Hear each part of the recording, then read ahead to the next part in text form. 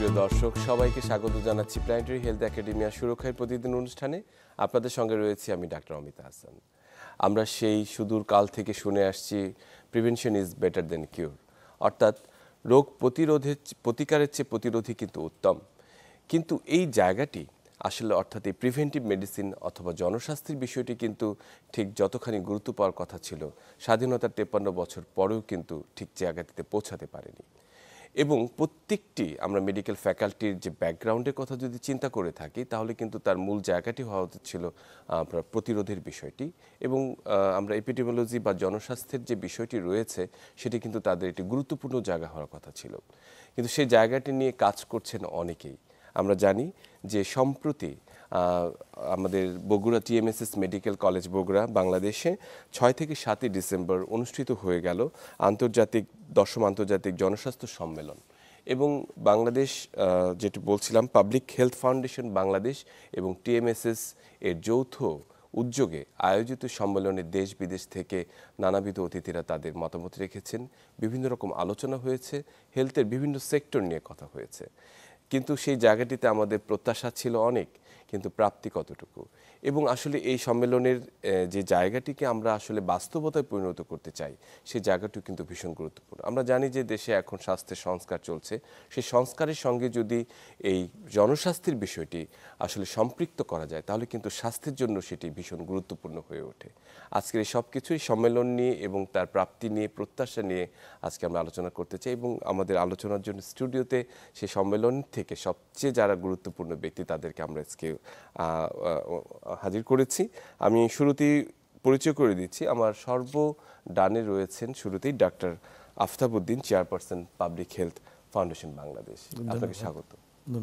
আমার সর্ববামের শুরুতে রয়েছেন অধ্যাপক doctor Sharmin Yasmin, conference co-chair, দশম আন্তর্জাতিক জনস্বাস্থ্য সম্মেলন 2024, সাবেক chairperson public health foundation Bangladesh, বিভাগের প্রধান কমিউনিটি মেডিসিন ও পাবলিক হেলথ বিভাগ, বাংলাদেশ মেডিকেল কলেজ ও হাসপাতাল। অধ্যাপক ডাক্তার শারমিন ইয়াসমিন, আপনাকে স্বাগতম অনুষ্ঠানে। আমার বামের শুরুতেই রয়েছেন professor doctor Moudud Hossain Alamgir Pavel, conference chair, দশম আন্তর্জাতিক জনস্বাস্থ্য সম্মেলন 2024 এবং উপদেষ্টা TMSS health sector. Professor doctor Moudud Hossain Alamgir, আপনাকে স্বাগত। আমার সর্বডানের শুরুতে যিনি রয়েছেন আমাদের ভীষণ পরিচিত মুখ এবং সর্বাধিক আমি বলবো যে আজকের অনুষ্ঠানের প্রধান আকর্ষণ, প্রফেসর ডক্টর হোসনে আরা বেগম, প্রতিষ্ঠাতা ও নির্বাহী পরিচালক, ঠাঙ্গামারা মহিলা সবুজ সংঘ টিএমএসএস। আপনাকে স্বাগত ম্যাডাম।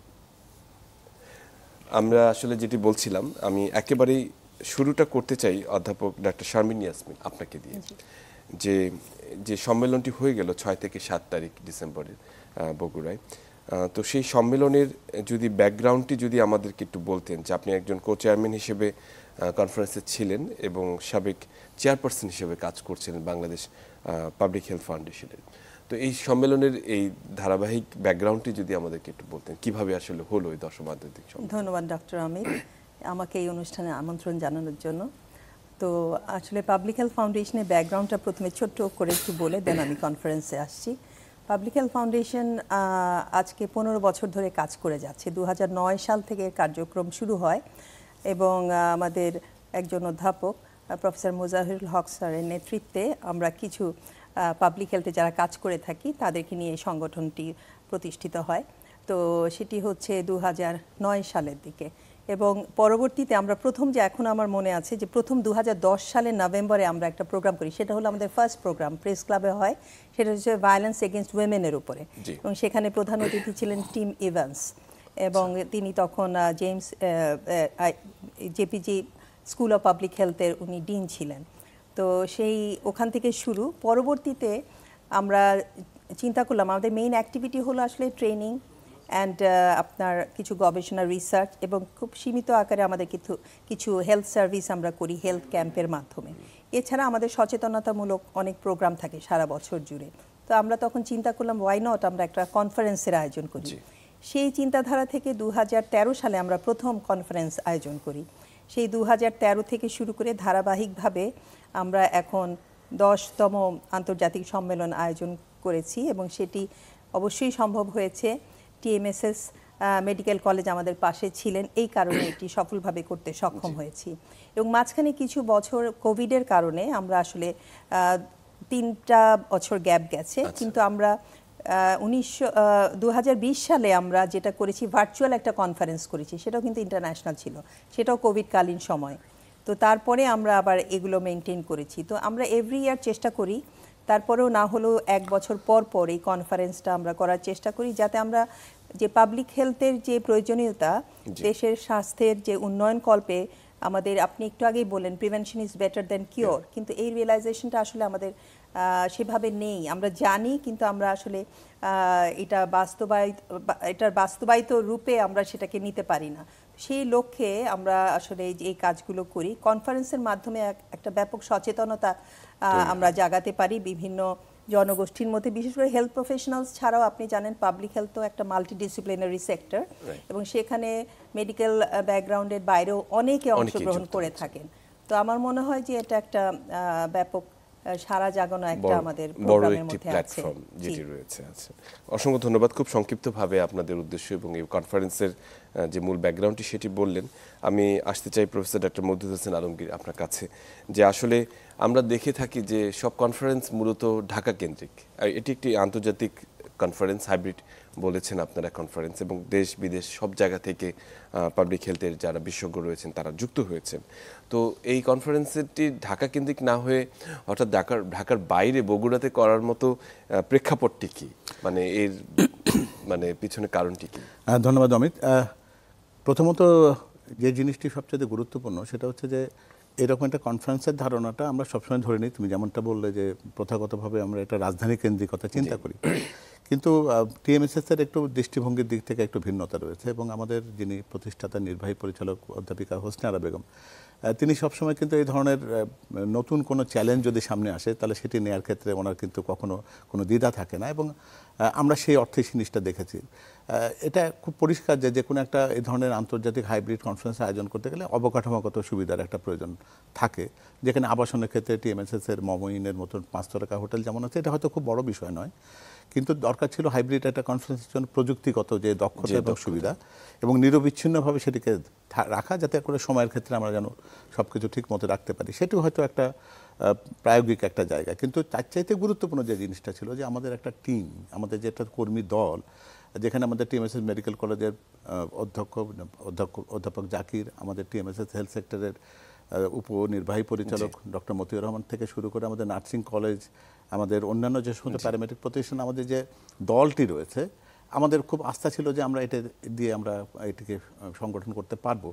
এর পাশাপাশি আরেকটা গুরুত্বপূর্ণ জিনিস ছিল যে দেশের অবহেলিত উচ্চারণাঞ্চল হচ্ছে কিন্তু একটা মডেল জায়গা, যেখানে এই জনস্বাস্থ্যের তথ্যগুলো, জনস্বাস্থ্যের যে সুবিধাগুলো, এগুলো আমরা যেমন বিস্তৃতভাবে জনগণের কাছে পৌঁছাতে পারি, একই রকমভাবে আমাদের অন্যান্য যে সমস্ত প্রাতিষ্ঠানিক যে সুবিধাটা রয়েছে, যেমন টিএমএসএস এর কিন্তু মাঠ পর্যায়ে অসংখ্য স্বাস্থ্যকর্মী রয়েছে, তো ফলে তাদেরকে একত্রিত করে এইরকম একটা উত্তরাঞ্চলে দেশের রাজধানীর বাইরে গিয়ে এরকম একটি সক্ষম আয়োজনের যে দক্ষতা দেখানোর দরকার, সেটি আমাদের আছে, এই বিশ্বাসটা আমাদের মধ্যে ছিল, এবং সেটা ছিল বলে কিন্তু আমরা এটিকে নিয়েছি। এবং আমাদের কাছে মনে হয়নি যে আমরা খুব বড় ধরনের কোনো চ্যালেঞ্জ নিয়েছি, মনে হয়েছিল যে আমরা সামগ্রিকভাবে অবকাঠামোই বলি বা আমাদের জনশক্তি বলি বা আমাদের টিম বলি, সব মিলে এটাকে আমরা সফল করতে পারবো, এই বিশ্বাস থেকে আসলে করা, এবং সেটি হয়েছে আশা করছি।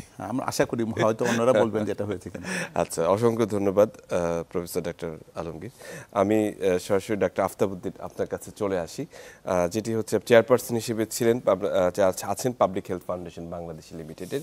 আপনার কাছে আসলে যদি জানতে চাই যে পাবলিক হেলথের যে গুরুত্বটি, সেটিকে যদি আমরা সবার আগে প্রকাশ করতে চাই, তাহলে কনফারেন্স একটি গুরুত্বপূর্ণ একটি অংশ এবং মাধ্যম ছিল। এবং এই কনফারেন্সে যে এবার থিমটি আপনারা নির্ধারণ করেছেন, leveraging innovation for a resilient health system, এই থিমটি আসলে নির্বাচন করার পেছনে কারণটি কি, এবং আসলে বর্তমান সময়ের প্রেক্ষাপটে এটি কতখানি যথোপযুক্ত?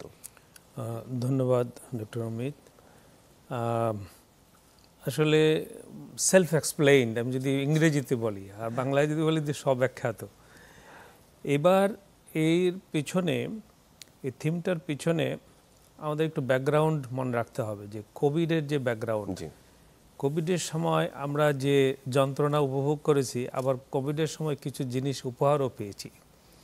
তো সেই আলোকে আমরা কোভিডের পরে একটা শব্দ ছিল যে নিউ নর্মাল, হ্যাঁ নিউ নর্মাল। তো নিউ নর্মালটা আসলে আমরা হলো একটা ট্রানজিশন পিরিয়ড, তাই না? এটা আমাদেরকে একটা সময় দিচ্ছে প্রস্তুতির জন্য।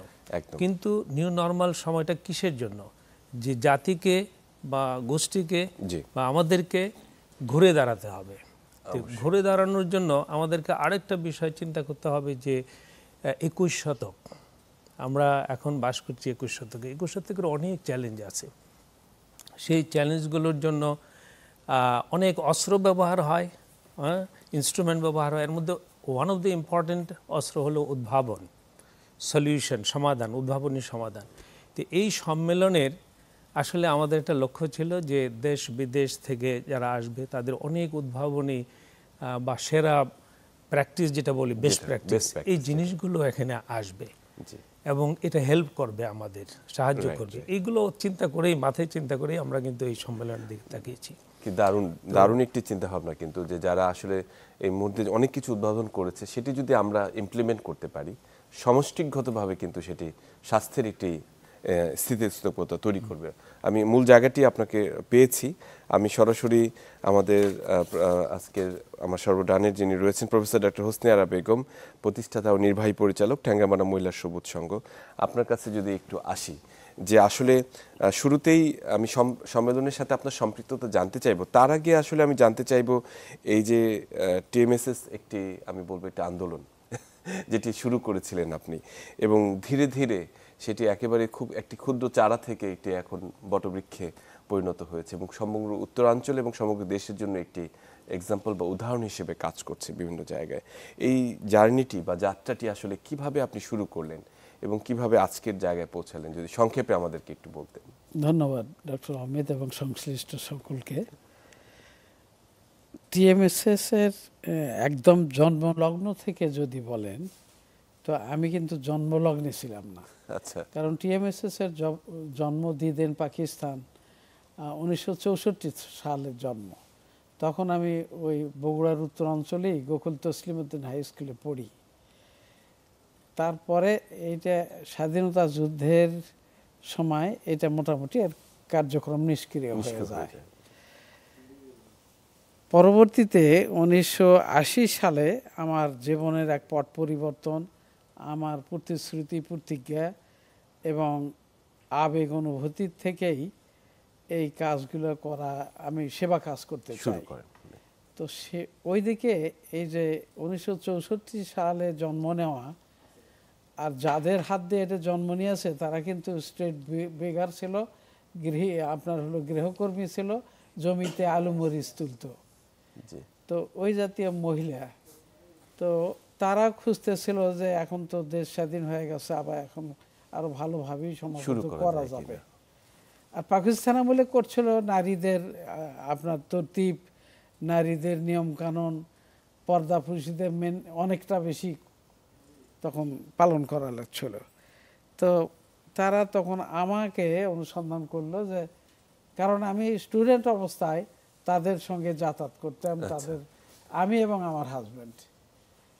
তো ফলে আমাকে তারা সংগ্রহ করলো এবং আমিও খুঁজতেছিলাম, একটা ভালো প্ল্যাটফর্ম পাইলাম। 1980 সালে এইটা তখন ছিল সমাজসেবা বিভাগের নিবন্ধিত, আর 1980 সালে এটা নিবন্ধন করলাম বগুড়া জাতীয় মহিলা সংস্থা। রমেন আফাস উনি ছিলেন চেয়ারম্যান, ওনাকে সঙ্গে করে নিয়ে এসে এইটা মহিলা বেসিক অধিদপ্তরে নিবন্ধন নিলাম। নিয়ে শুরু করলাম। ওই পূর্বেকার মহিলাদের মধ্যে 126 জন মহিলা তখন ছিল, তাদের সংগৃহীত 206 মণ চাল। তো ওই মহিলারা তো যাদের মধ্যে এটা সংগ্রহ করত, তারা অনেকের সঙ্গে তাদের পিপল কন্ট্যাক্ট ছিল খুব ভালোভাবে।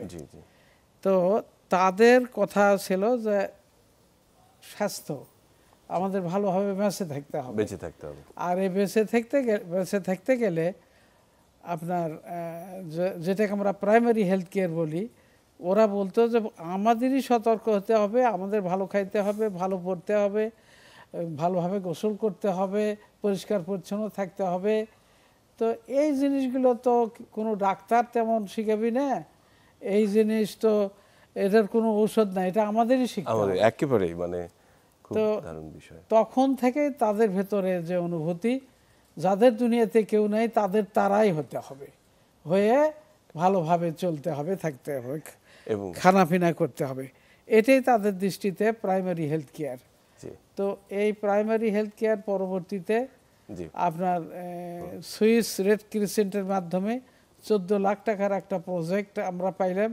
বিজয় প্রসাদ বড়ুয়া আমাদেরকে তখন গ্রামে গ্রামে ঘুরিয়ে ঘুরিয়ে স্বাস্থ্যকর্মী বানিয়ে প্রাইমারি হেলথ কেয়ারের করলো।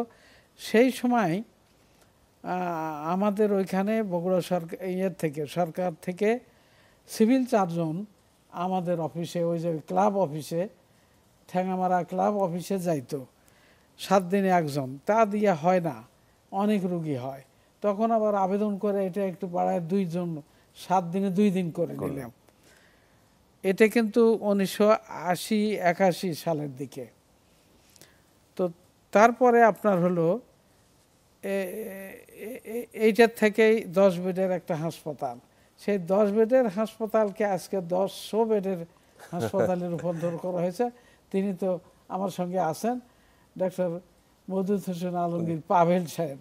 উনি ওই উত্তর বগুড়ার বিখ্যাত সার্জন বলেন, বুদ্ধিজীবী বলেন, মেডিকেলের ওস্তাদ বলেন, এই নামে এক নামে পরিচিত। এবং এই সেটি থেকে উনি এটাকে ফর্মালাইজ কিভাবে, দূরে থেকে তখন সরকারি চাকরি করতেন, তো উনি তখন থেকে উনি সহযোগিতা এবং ওনার মতো আরও অনেক কয়েকজন, সেটা আস্তে আস্তে পরবর্তীতে উনি ফুললি আবার আমাদের as a executive advisor of TMSS health sector, উনি ওনার পরিকল্পনাতেই আমাদের হাসপাতালের আধুনিক আপনার হলো চিকিৎসা বলেন, শিক্ষা বলেন, সবকিছু এবং মেডিকেল কলেজ আর্টিকুলেটেড ওয়েতে চলছে, সেটা ওনারই পরিকল্পনা। অসংখ্য ধন্যবাদ। মানে এই ব্যাকগ্রাউন্ডটি আসলে জানা দরকার ছিল। এবং একই সঙ্গে জানতে চাই যে টিএমএসএস এর এইবারের সম্মেলনের সঙ্গে পাবলিক হেলথ, যেটি আপনারা একেবারেই শুরু করেছিলেন যে আমাদের প্রতিরোধ, আমাদের কি করতে হবে, এই থিমটি নিয়ে যে যাত্রাটি শুরু, তার সঙ্গে কিন্তু এই পাবলিক হেলথ কনফারেন্সের একটি বড় ধরনের যোগসূত্র রয়েছে। ওনাদের সাথে যুক্ত হওয়ার কারণটি কি? যুক্ত হওয়ার কারণ শুরু থেকেই যেহেতু আমাদের চেতনা যে আমরা গরিব মানুষ, ঔষধের টাকা পাবো কোথায়, সেই জন্য আমাদের জনস্বাস্থ্য মেনে চলতে হবে, পাবলিক হেলথ দেখতে হবে, এই চেতনা তখন থেকেই ছিল। আর এই চেতনা ছিল জন্যই আপনি টপ 20 এনজিও আমাদের মতো যারা বাংলাদেশে কাজ করছে, তাদের অনুসন্ধান যদি নেন, কারুই দেখবেন না 100-র বেশি আপনার ওই সাব ক্লিনিক, নাম সাব ক্লিনিক, কিন্তু সেখান থেকে কাজ করা হয় হলো প্রাইমারি হেলথ কেয়ারের। বুঝতে পেরেছি। আপনার শিক্ষা, স্বাস্থ্য শিক্ষা, তারপরে প্রাইমারি টুকিটাকি ট্রিটমেন্ট এবং আচরণ, স্বাস্থ্যগত আচরণ, টয়লেট বাড়ি বাড়ি গিয়ে সেগুলো দেখা, স্যাটেলাইট ক্লিনিক করে আপনার কিছু ঔষধ, এটা নামমাত্র, এটা একটা আকর্ষণ, মূলত কথা বিনা ঔষধেই যেন মানুষ ভালো থাকতে পারে, এই বার্তা আপনার দেওয়ার জন্য আমাদের এখন যে প্রায় 1000-এর মতো আমাদের মাইক্রো ক্রেডিটের অফিস আছে, প্রত্যেকটি অফিসে এর অ্যাটাচমেন্ট থাকবে। কিন্তু due to shortage of expert and the lower level, upper level যাই বলেন, মিডিয়াম লেভেল বলেন, এই কারণে এখন 110টা চলছে আমাদের। তো এটার নাম হলো প্রাথমিক স্বাস্থ্য শিক্ষা এবং সেবা। এইটার আলাদা ডোমিন আছে। ডক্টর ফতেমা রিমা তিনি পিএইচডি এবং এখনো পোস্টডক করতেছেন। এই কাজটা তারই প্রাধান্যে চলে। আর আমাদের হেলথ সেক্টর তো সর্বত সাপোর্ট দিচ্ছে, কোলাবোরেশন কমিউনিকেশন করে এটা চলছে।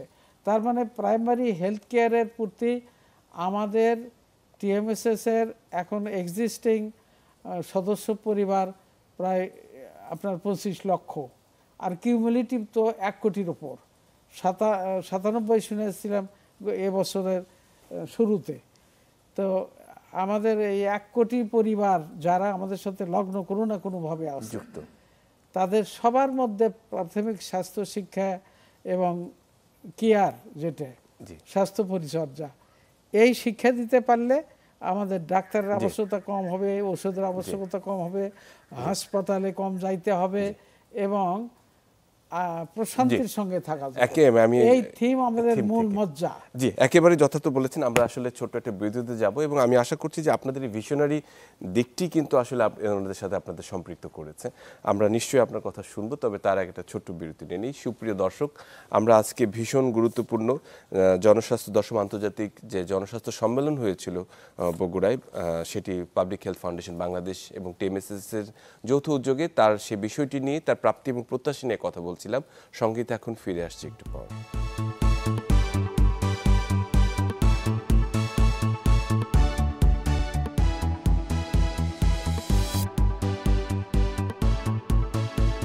সুপ্রিয় দর্শক, সবাইকে আরেকবার স্বাগত জানাচ্ছি সুরক্ষায় প্রতিদিন অনুষ্ঠানে। আপনাদের সঙ্গে রয়েছে আমি ডাক্তার অমিতা হাসান। আমরা 10th international public health conference 2024, যেটি বগুড়ায় সম্প্রতি 6 এবং 7 ডিসেম্বর অনুষ্ঠিত হয়ে গেল, সেটির প্রাপ্তি এবং প্রত্যাশা নিয়ে কথা বলছিলাম। আমি শুরুতেই চলে যাই অধ্যাপক ডাক্তার শারমিন ইয়াসমিন আপনার কাছে, যে এই কনফারেন্সের অনেক বিষয় নিয়ে আলোচনা হয়েছে। আমি দেখেছি যে সাব উইং হিসেবে অনেকগুলো বিষয় যুক্ত রয়েছে। এর মূল কন্টেন্টগুলো কি ছিল, যেগুলো আসলে আপনারা নির্বাচন করেছেন, যেগুলো আমাদের কাজে আসতে পারে? জি, ধন্যবাদ আপনাকে। আমি তো সায়েন্টিফিক কমিটির কনভেনার ছিলাম, সেই হিসেবে বলছি যে প্রচুর আমরা অ্যাবস্ট্রাক্ট পেয়েছি এবং প্রায় 121টি ওরাল এবং 76টি পোস্টার আমরা পরে সিলেক্ট করতে পেরেছি। কাজে এসেছে আরও অনেক বেশি। তো সেই ক্ষেত্রে আমরা আসলে আমাদের তো থিম ছিল 12টি, সাব থিম ছিল 12টি। আপনি তো একটু আগেই বলেছেন leveraging innovation for resilient health system, এটা হচ্ছে আমাদের থিম। সাব থিমে আপনাদের 12টির মধ্যে আমাদের সবচেয়ে বেশি পেপার পেয়েছি আমরা নন কমিউনিকেবল ডিজিজের উপরে, এবং নন কমিউনিকেবল ডিজিজ এবং মেন্টাল হেলথ এবং reproductive health, reproductive and child health. তো সেটা নিয়ে আমরা আসলে আমি মনে করি যে মেন্টাল হেলথের বিষয়টি এত প্রাধান্য পেয়েছে এবং যেটি আসলেই জরুরি এখনকার সময়ে। তো এটা আমাদের একটা জানার একটা বিষয় ছিল যে ঠিক আমরা সেজন্য 2টো সেশন করতে হয়েছে এবং নন কমিউনিকেবল ডিজিজের উপরেও কিন্তু তাই, এবং এখন ডিজিজ বার্ডেন সবচেয়ে বেশি। ইন্টারেস্টিংলি গতবারের যদি কোভিডের সময়টা বিবেচনা করি আর এই সময়ের যে কোভিড সময়টা, এই ডেঙ্গুর সময়টা বিবেচনা করি, পরপর 2 বছর, কিন্তু গতবার কিন্তু আপনার মিডিয়া কভারেজ বা প্রচারণা ছিল ব্যাপক, কিন্তু এইবার কিন্তু কিছুটা কম। এবং সেই রিফ্লেকশনটা আমরা এখানেও দেখতে পেলাম। গতবার ডেঙ্গু নিয়ে যে আমাদের অ্যাবস্ট্রাক্ট এসেছিল, সেটার জন্য আলাদা সেশন করতে হয়েছিল। তো এবার দেখেছি সেটা তুলনামূলকভাবে কম, তারপরেও কিছুটা পড়েছে। এবং আমি দেখেছি যে পোস্টারেও আমাদের থিম 12টা অনুযায়ী আমরা সেট করতে হয়েছে। তো কাজেই আমরা প্রত্যেকটা সেশনে আবার আমরা বেস্ট প্রেজেন্টারকে আমরা পুরস্কৃত করেছি। সেটাও একটা তাদের উৎসাহ দেওয়ার জন্য আমার মনে হয় যে একটা ভালো সিদ্ধান্ত ছিল। তো এইভাবে আমরা সবাইকে, আমাদের উদ্দেশ্য হচ্ছে আসলে সবাইকে একটু সুযোগ করে দেওয়া, কারণ পাবলিক হেলথের কনফারেন্স কিন্তু বাংলাদেশে খুব একটা হয় না। কাজেই এমন একটা প্ল্যাটফর্ম তৈরি করা যাতে তারা একটু বলার সুযোগ পায়, তাদের রিসার্চগুলো তাদের সবার কাছে ডিসেমিনেট করার সুযোগ পায়। এটা আমাদের একটা মোটা দাগে একটা বড় উদ্দেশ্য। তো কাজে সেটা যাতে করতে পারে সেজন্য আমরা কিছু অ্যাবস্ট্রাক্ট হয়তো কিছু আমরা তাদেরকে গ্রুমিং করেছি, আরও একটু কারেকশন করে দিয়ে সেগুলো আমরা কিন্তু তাদেরকে সাহায্য করেছি।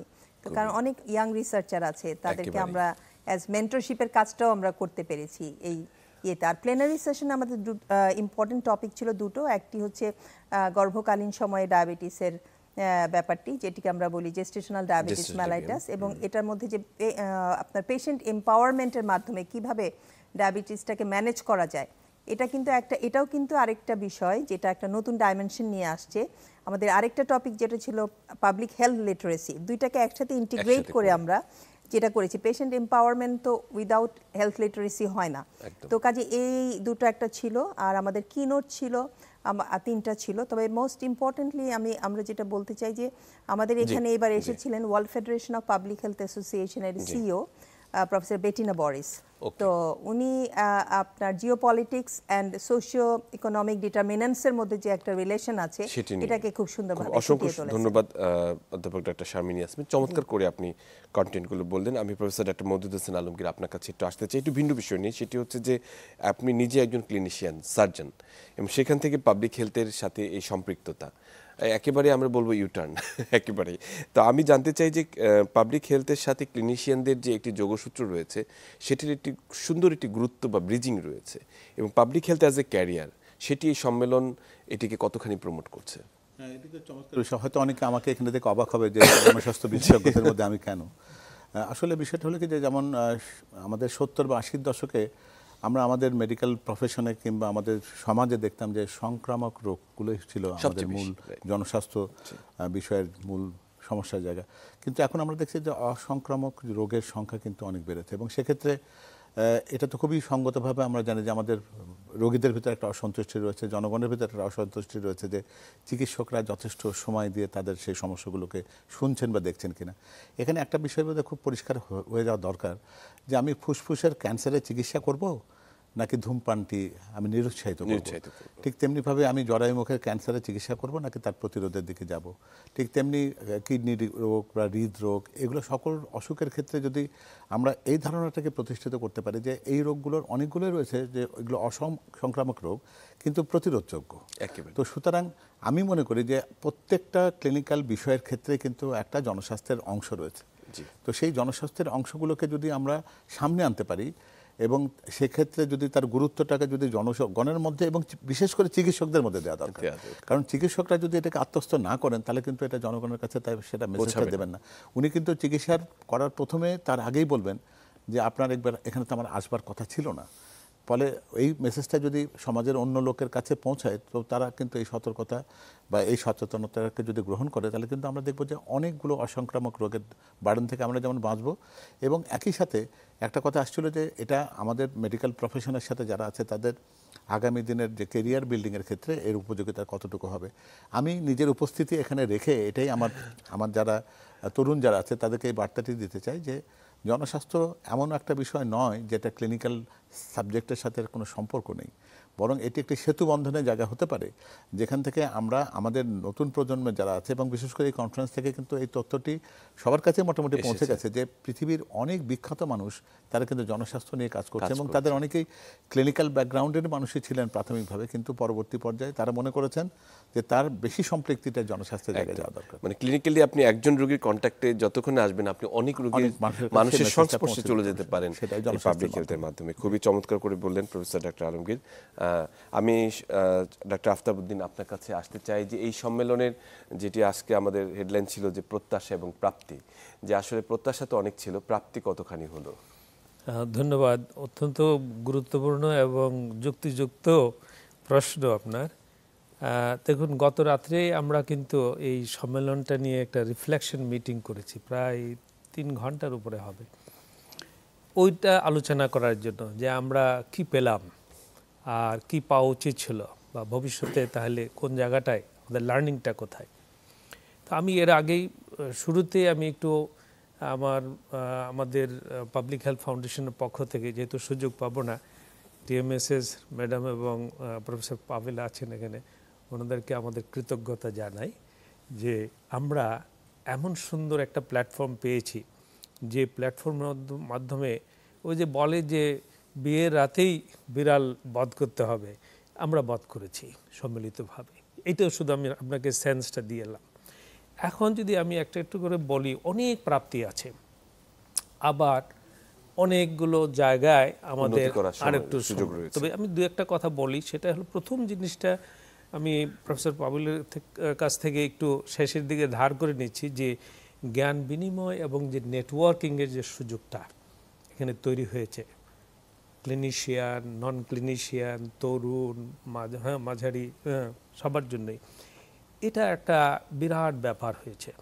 কারণ এখানে আপনি জানেন যে বিভিন্ন পেশাদার, গবেষক, যারা নেতৃস্থানীয় নেতারা যারা উপস্থিত হয়েছিলেন, তাদের উদ্ভাবনীমূলক যে সমাধান অনেক রকমের, বেস্ট প্র্যাকটিস বলে আমরা যেটা বলি, সেই জিনিসগুলো নিয়ে কিন্তু উপস্থাপন করেছেন, তাদের মত বিনিময়ের সুযোগ হয়েছে। এটা হলো সবচেয়ে বড়, এবং এই উদ্দেশ্য আমাদের প্রথম উদ্দেশ্য ছিল, এটা উই হ্যাভ অ্যাচিভ দ্যাট। আরেকটা যদি বলি যে আমরা টেকসই উন্নয়নের কথা আমরা কিন্তু বলছি, যেটা অনলি 2030 এই কয়েক বছর আছে। তাই বিলিভ দ্যাট আমরা হয়তো অনেক দূর আগাবো। তো বাংলাদেশের পক্ষে অনেক অর্জন আছে, বাট এই সম্মেলনের ভিতর দিয়ে এটা কিন্তু ইট রিজুবিনেটেড আওয়ার ইন্টারেস্ট। তো আমাদের সম্মিলিতভাবে আমরা এখানে ফোকাস দিয়েছি বিভিন্ন জায়গায় এই থিমগুলোর ভিতর দিয়ে। আরেকটা জিনিস আমি বলতে চাই যে স্থানীয় স্বাস্থ্য চ্যালেঞ্জ বা সমস্যার কথা ম্যাডাম কিন্তু উল্লেখ করেছেন যে আমাদের স্বাস্থ্য আমাদের হাতেই রাখতে হবে। তো এই বিষয়গুলো আরেকটা ক্ষমতায়ন বা যেটাকে আমরা বলি ক্যাপাসিটি বিল্ডিং, এটা ডেফিনেটলি উনি তো বলেছেন যে হ্যাঁ সেই ক্যাপাসিটি বিল্ডিং এর বিষয়টা আমরা সামনে ছিল, সেটা আমরা পেয়েছি। জি জি জি। আর আমি একটা কথা বলতে করি গবেষণার বিষয়টা, ওই যে জিডিএম এর কথা যিনি বলছেন যে গবেষণার বিষয়টি আমরা প্রত্যক্ষই করলাম যে জাপান থেকে এসে প্রত্যক্ষভাবে অংশগ্রহণ করেছে এবং তারা দে হ্যাভ কমিটেড। এই যে কমিটমেন্ট একটা বড় পাওনা। এখন আমরা ইনশাআল্লাহ ভবিষ্যতে এই কমিটমেন্ট নিয়ে অসংখ্য ধন্যবাদ ডাক্তার আফতাবউদ্দিন, আপনি খুব সংক্ষিপ্তভাবে সুন্দর করে এবারের এই প্রাপ্তিগুলোকে উল্লেখ করেছেন। আমি একেবারে শেষ পর্যায়ে আমরা অনুষ্ঠানের শেষে প্রফেসর ডক্টর হোসনে বেগম আপনার কাছে একটু আসতে চাই যে আসলে এই যে বাংলাদেশের এই বর্তমান প্রেক্ষাপটে অনেকটি স্বাস্থ্যের একটি সংস্কারের সময় চলছে, একই সঙ্গে যারা আপনারা কাজ করছেন, যারা বিশেষ করে একে প্রান্তিক জনগোষ্ঠীর জন্য যারা কাজ করছেন, তাদের জন্য স্বাস্থ্য ব্যবস্থাটিকে উন্নত করার জন্য যেটি ভিশন থাকা দরকার বা একটি সামনের যে পরিকল্পনা, সেটি টিএমএসএস এর মাধ্যমে আসলে কিভাবে চিন্তা করছেন, কিছু মেসেজ সংক্ষিপ্তভাবে আমাদেরকে যদি দু একটি কথা বলেন শুধু। ধন্যবাদ প্রফেসর আফতাব স্যার, ইয়াসমিন আপা, ওনাদের মতো মানুষ যে আপনার ইন্টারন্যাশনাল কনফারেন্সটা করলেন, 10ম কনফারেন্স ওনাদের পাবলিক হেলথ ফাউন্ডেশনের মাধ্যমে। এর আগেও ঢাকাতে আমি অংশগ্রহণ করেছিলাম। তারপরে ওনাদের সহযোগিতা আর তার সঙ্গে আমাদের হলো সম্পর্ক, প্রফেসর পাভেল সাহেব যিনি কিন্তু টিএমএসএস এর হেলথ সেক্টরটাকে দাঁড়ায় দেওয়ার জন্য ওনাকে আমাদের বোর্ড থেকে, মাস্টার বোর্ড থেকে সর্বময় ক্ষমতা দেওয়া ছিল। তা ওনারই পরিকল্পনায় আপনার কোভিডের সময় এই যে যেটা কমিউনিকেবল ডিজিজ, কোভিডের সময় বেসরকারির মধ্যে যারা প্রথম কোভিড ট্রিটমেন্ট করেছি সেটা কিন্তু আমরা। তারপরে শুনলাম সরকার আনোয়ার মডার্ন ইয়ে নিয়ে, ভাড়া নিয়ে না কি নিয়ে সরকার আপনার স্টার্ট করতেছে আনোয়ার খান মডার্ন ইয়েতে।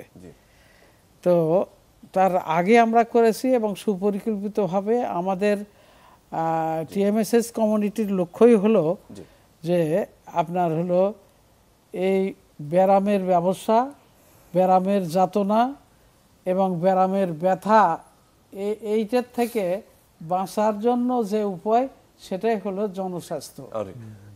তো এই কাজে আমরা যেন সর্বত দৃষ্টি রাখি। আমাদের 2000 অফিস আছে সারা বাংলাদেশে, প্রত্যেকটি অফিসে যেন এর একটা পয়েন্ট থাকে। এই লক্ষ্যে কিন্তু কাজ আমরা করছি। অসংখ্য ধন্যবাদ প্রফেসর ডক্টর হোসনে বেগম এবং আমাদের সঙ্গে যারা যুক্ত রয়েছেন সবাইকে অসংখ্য ধন্যবাদ।